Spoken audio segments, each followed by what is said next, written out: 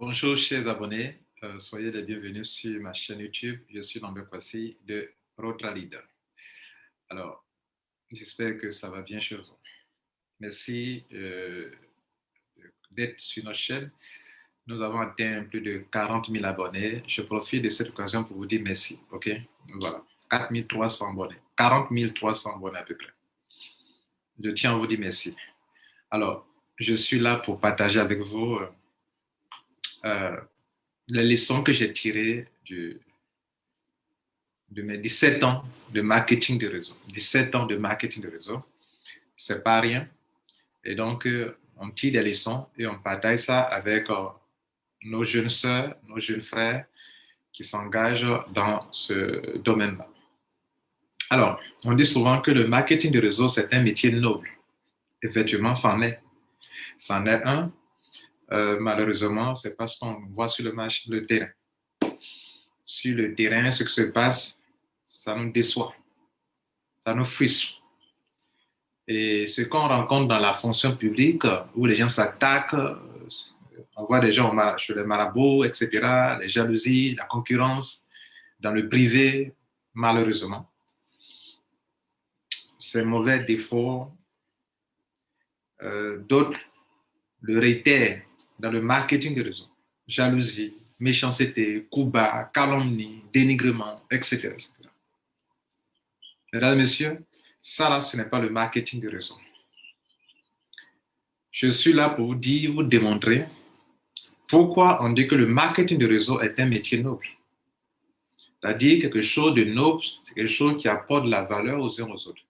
Quelque chose qui enrichit, pas forcément financièrement, qui enrichit à plusieurs niveaux des individus avec qui vous êtes en relation. On parle d'ailleurs de marketing de relation.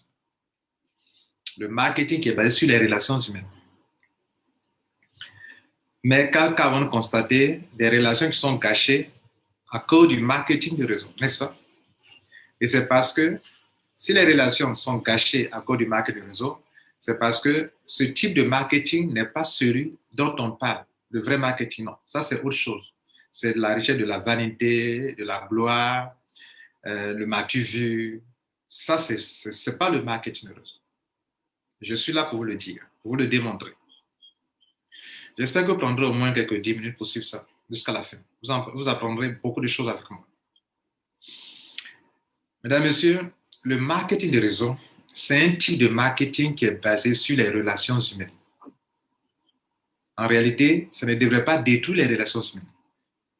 Ça devrait renforcer les relations humaines. Malheureusement, en Afrique surtout, que je connais bien, le marketing de réseau, on le fait dans un autre état d'esprit. Concurrence, haine, etc. Ça, ce n'est pas le marketing de réseau. J'insiste là-dessus. Je suis passionné du marketing de réseau parce que c'est un métier noble. Je suis là pour vous le démontrer. Alors, dans le vrai marketing de réseau, il y a 3 choses importantes qu'il faut prendre en compte. La solidarité, le leadership, la duplication, qui doivent être incontournables. Mais il y a un 4e élément, l'amour de voir mon équipe réussir. C'est de là même qu'on parle de leadership. Donc, je parle de solidarité, leadership et duplication et amour, l'amour de voir les autres réussir. Si vous mettez de côté ces 4 éléments, si dans votre marketing de réseau, il n'y a pas de solidarité, il n'y a pas de leadership, le vrai leadership, je ne parle pas, d'ailleurs on va en parler, ça fait partie de nos différents points, parce que nous confondons leader et leader. Donc, solidarité, leadership, duplication, amour pour les autres, amour de voir les autres réussir, s'en sortir. Ces 4 choses-là, ce sont ces 4 choses qui font du marketing de réseau un métier noble. À l'inverse, la jalousie, la vanité, c'est-à-dire un réseau qu'on fait pour se faire voir, la vanité, la vaine gloire, la concurrence, où on concurrence son équipe, Si un leader est en train d'émerger dans son downline, on cherche à le calomnier, à le dénigrer, ce n'est pas le marketing de réseau. Vous retenez à sur ce deuxième point-là que le marketing de réseau, c'est la solidarité, c'est le leadership, c'est la duplication et l'amour de voir les autres réussir, qui sont au-dessus de nous, qui sont en dessous de nous, l'amour de le voir réussir. Ça s'appelle du marketing de réseau, un métier noble que moi, j'affectionne, que je pratique.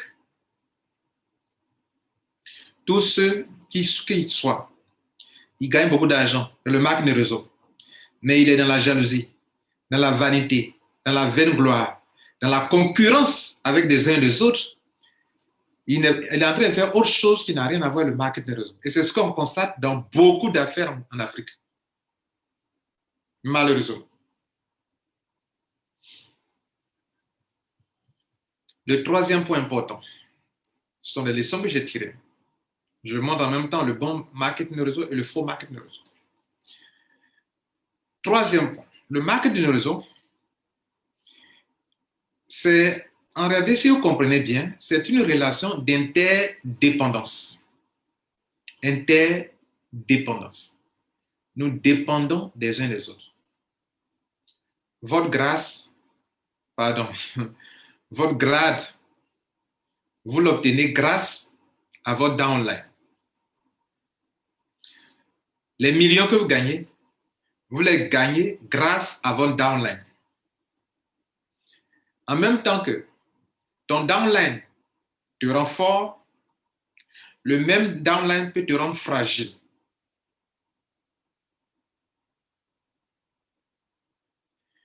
Et cette fragilité sera plus accentuée si tu n'as aucun leadership. Pourquoi? On est dans une relation d'interdépendance. Tu dépends des autres. Le grade que tu as, c'est parce que les uns et les autres sont venus avec leurs relations humaines et que ce grade, tu l'as obtenu. Ça veut dire si on les enlève, tu n'as plus ce grade. Je veux bien expliquer ça. Un réseau, comment dans un pays? Je vous ai dit que le marketing de réseau, c'est du marketing basé sur les relations humaines. C'est pour ça qu'on ne fait pas de publicité à la télévision. On veut que les gens, par leurs relations, arrivent à convaincre leurs amis et connaissances à venir faire quelque chose. Développer un business, vendre un produit, faire connaître un produit, une entreprise. Donc, ça se base sur les relations humaines. Donc, lorsqu'il y a une affaire qu'on a informée, chacun vient avec son réseau d'amis et de connaissances, son réseau d'amis et de connaissances, son réseau d'amis et de connaissances. Ce sont les petits réseaux-là mis ensemble qui font un réseau global, un réseau mondial. N'est-ce pas? Et donc, dans ce réseau global qu'on vient de former, c'est grâce, moi, à mon réseau personnel, d'amis et connaissances, de mes relationnels, grâce au réseau de l'autre leader, de l'autre, de l'un, de l'autre, même si c'est 2, 3 que les gens envoient, tout ça, c'est leur relationnel qu'ils envoient pour mettre ensemble pour faire un réseau global, mondial.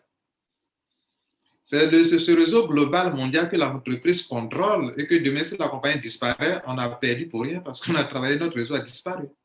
Bref, vous avez compris que c'est une relation d'interdépendance. Et dans cette relation d'interdépendance, chacun est à la fois filleul et parrain.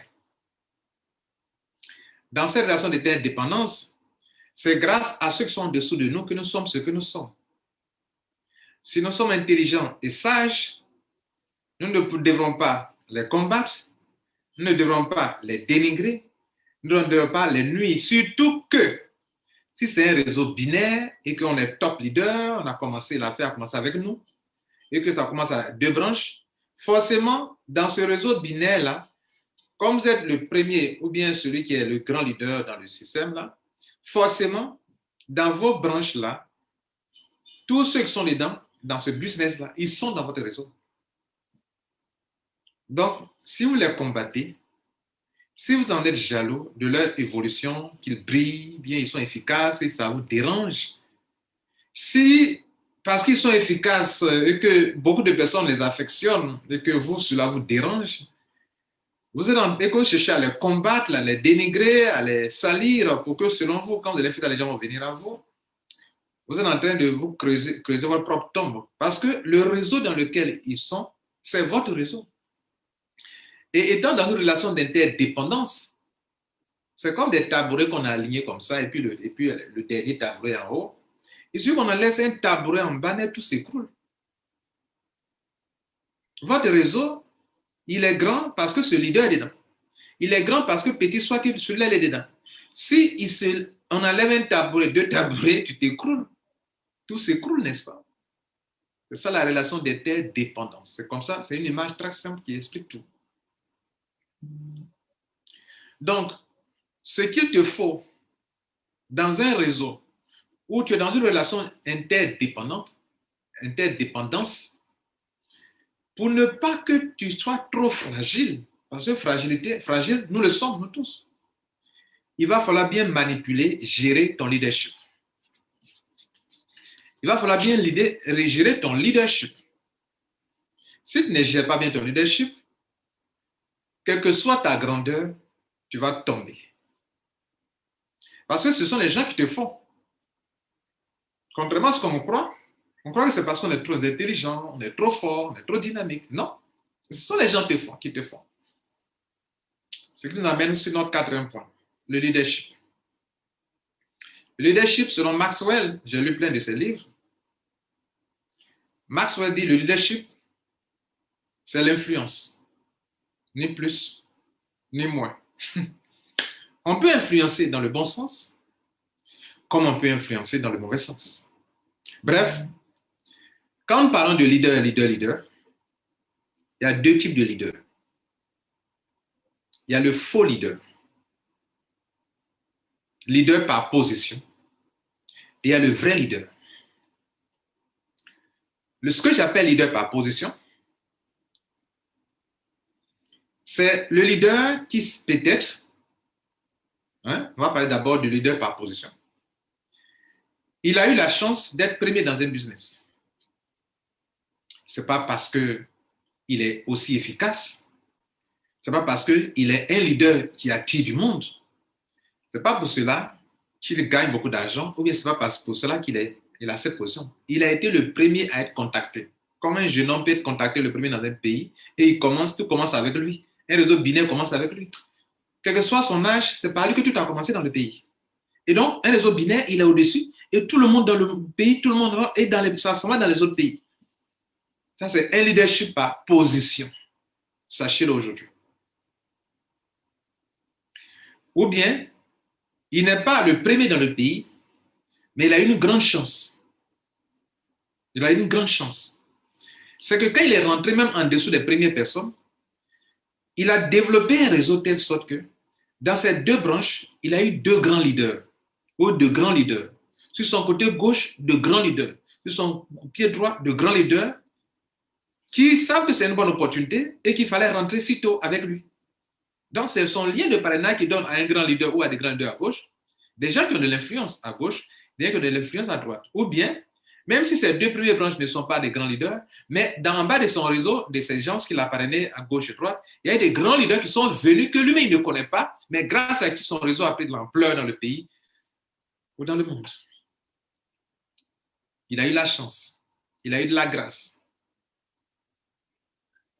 Donc, dans ce genre de situation-là, on l'appelle quoi? Leader.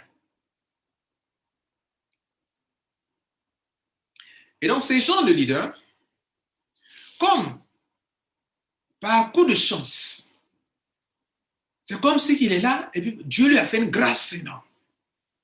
Une chance. Souvent, la peur les habite. La peur les pousse à faire beaucoup de bêtises, beaucoup d'erreurs de leadership. Et comme ils ne sont pas de vrais leaders, il va faire en sorte que conserver cette position. Il va lutter bec et ongle pour conserver cette position. Et sa stratégie de conservation de cette position ne sont pas des stratégies de leader, mais des stratégies de quelqu'un qui a eu une position et qui veut garder cette position. De sorte que il va chercher à dénigrer les vrais leaders. Il va chercher à les calomnier. Il va chercher à haïr. Si quelqu'un commence à briller dans son propre réseau, il va commencer à le haïr.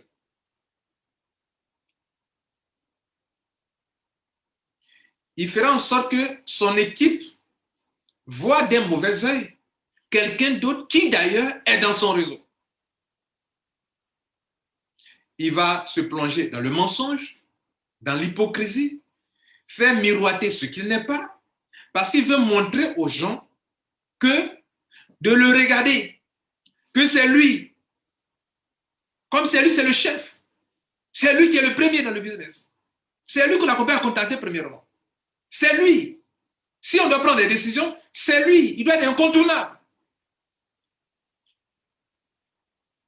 Ça, c'est le faux marketing de réseau. Ça, c'est le faux leader qui est à la recherche d'une gloire, de la vanité. Il faut qu'il garde cette position. Il faut qu'il soit toujours vu comme le grand leader. Le vrai leader n'a pas besoin de ça. Le vrai leader, parlons-en. Le vrai leader ne cherche pas à se faire aimer. Il n'en a pas besoin. Au contraire, lui, il cherche à aimer. Il ne cherche pas à se faire aimer. Le vrai leader n'est pas en concurrence avec les leaders de son équipe. C'est insensé. Tu as construit quelque chose, ou des gens ont aidé à construire quelque chose, et parce que quelqu'un déjà émerge en bas, il brille, et tu en es jaloux. Le vrai leader n'est pas en concurrence avec les leaders de son équipe, ou bien de deux autres équipes. Le vrai leader ne cherche pas à plaire à qui que ce soit. Il n'en a pas besoin. Le vrai leader n'a pas besoin de salir les autres pour briller. En fait, le vrai leader ne poursuit pas des gens. Il attire des gens par ce qu'il est. Et Maxwell vous l'expliquera dans le leadership. Dans le leadership par position, on cherche à contraindre, on cherche à forcer, on fait trop d'efforts. Dans le vrai leadership, le 5e niveau de leadership, le vrai leader, les gens le suivent, pas parce qu'ils sont contraints, pas parce qu'il les a forcés, les gens le suivent pour ce qu'il est. Ils le suivent pour ce qu'il est. Dans la politique, vous allez voir des gens mourir pour un leader politique parce que les gens ne le suivent pas parce qu'il leur donne de l'argent. Les gens le suivent pour ce qu'il est. Pour ce qu'il est. Dans le marketing de réseau, effectivement, il y a des gens qui dégagent quelque chose que d'autres n'ont pas. Ce gars va attirer des gens pour ce qu'il est. Et le faux leader, n'ayant pas ça, il veut montrer aux gens ce qu'il n'est pas. Plus tard, les gens découvrent qu'il n'a pas ça, mais il veut faire miroiter ça. Ce sont des erreurs qu'il ne faut pas commettre. Je suis là pour vous dire que ne faites pas ça. Ne commettez pas des erreurs de leadership. Donc, il disait que le vrai leader ne cherche pas à se faire aimer, n'est pas en concurrence avec les autres leaders, ne cherche pas à plaire, il n'a pas besoin de salir les autres pour briller, d'autres, pour que les attentions soient braquées sur eux, sont obligés de montrer aux yeux de leur équipe que les autres sont mauvais, sont méchants, ne comprennent pas, ne connaissent rien, que ceux qui connaissent, c'est eux-mêmes. Le vrai leader n'a pas besoin de faire ça. Le vrai leader attire des multitudes pour ce qu'il est. Parce que le vrai leader connaît la voie et qui mène au succès. Et il veut, sa passion, c'est d'aider les multitudes à découvrir comment réussir. Et quand les gens sont dans son équipe, si ceux qui sont en haut de lui gagnent l'argent, il en est fier, il est content, il les prend comme exemple. Si les gens sont en dessous de lui gagnent l'argent, il en est fier. Il veut son objectif, comment faire pour que cela puisse réussir. Sa passion, c'est faire en sorte que les autres découvrent, arrivent au succès. Si on est dans un système que les autres n'arrivent pas au succès, ça commence à l'énerver. Et il cherchera d'autres solutions pour ces personnes. Mesdames, Messieurs, je vais conclure. Notez ceci. Vous ne pourrez jamais réussir votre affiliation, votre marque de réseau, en combattant les leaders qui sont dans votre réseau ou dans votre pays. Même s'ils sont dans d'autres affaires, ne cherchez jamais à les combattre ni à les dénigrer. Ça ne vous arrange pas. Jamais, ne faites jamais ça. S'ils sont des leaders, soyez-en heureux. Ils sont de votre pays, soyez-en heureux. Ne les combattez jamais. Ne les dénigrez jamais. Ce n'est pas en les dénigrant que vous allez briller. Quand vous les dénigrez, plus tard on saura que c'est vous qui êtes le faux. Et quand les gens découvrent que c'est vous-même qui êtes le faux, que le gars que vous êtes en train de dénigrer, ce n'est pas lui le faux, ils vont vous fuir comme la peste. Parce que vous êtes un faux élément. Votre hypocrisie ne peut pas être cachée de longues années. Un jour, ils vont se de votre hypocrisie. Les gens ne sont pas stupides. Donc, le vrai leader, pour réussir dans le market de réseau, ne combattez pas les autres leaders. Ne les dénigrez pas. Pour réussir dans le market de réseau, vous ne pouvez pas réussir dans le market de réseau en créant de la division dans votre propre équipe. On dit qu'il faut diviser pour régner. Non, ici, dans le market de réseau, si vous divisez, vous ne régnez pas. Vous pouvez régner durant un bref moment, mais après vous allez vous éteindre. Pour réussir, vous ne pouvez pas créer une division dans votre équipe. Vous ne pourrez jamais réussir dans votre MLM, dans votre affiliation, en étant en concurrence avec les leaders de votre propre réseau. En ne construisant pas dans la solidarité, dans la duplication. Si vous ne construisez pas dans la solidarité, dans la duplication, que votre intérêt, c'est tout se concentrer sur vous, votre ego personnel, vous ne pourrez jamais réussir une affiliation, un réseau sur des liens de génération. Mesdames et messieurs, cherchez à avoir, pour le restant de votre vie, un réseau. Mon conseil, quoi. OK? Mon conseil. Après mes 17 ans d'expérience dans le marketing de réseau, voilà ce que je retiens. Si vous avez atteint un âge un peu avancé, voilà ce que je vous conseille. Même si vous n'avez pas un âge avancé, voilà ce que je vous conseille. Que vous venez de commencer. Cherchez à construire un réseau que vous contrôlez vous-même. Que la disparition des compagnies n'emportera jamais votre réseau. Ne passez pas votre vie à construire des réseaux sans arrêt. Vous enrichissez la compagnie, mais vous n'avez rien sous la main qui vous appartient. Cherchez à construire quelque chose que vous contrôlez vous-même. Un réseau que vous contrôlez. Si vous êtes vraiment passionné de marketing de réseau, construisez quelque chose que vous contrôlez vous-même. Cherchez à construire un réseau permanent, stable, que vous pouvez laisser en héritage à vos enfants. Votre position là, ils vont continuer là-dessus demain. Cherchez à construire un réseau qui ne profite pas qu'au plus fort seulement, mais qui profite aussi aux plus faibles. Car dans notre réseau binaire, ou quel que soit le réseau, même les plus petits maillons de la chaîne, ce sont eux qui font qu'on a des grades. Donc, on doit construire un réseau qui profite aux plus petits qu'aux plus forts et aux plus forts. Aux plus forts et aux plus faibles. Ou de façon réelle, ça profite à tout le monde. Ce sera une innovation dans le marketing des réseaux. Où les plus faibles ne se convoient pas comme s'ils venaient pour accompagner les plus forts. Pensons à ça. Certainement, il existe des solutions quelque part. Suivez mon regard. Construire des réseaux qui ne profitent pas seulement aux premiers. Ne perdons pas notre temps à construire des réseaux qui profitent seulement aux premiers. Et c'est justement parce qu'on connaît des réseaux qui profitent aux premiers que quand un réseau vient naître, on va dénigrer l'ancien réseau dans lequel on était. Beaucoup de leaders africains, même ivoiriens, le font. Dès qu'ils découvrent un nouveau réseau, ils vont dénigrer le premier.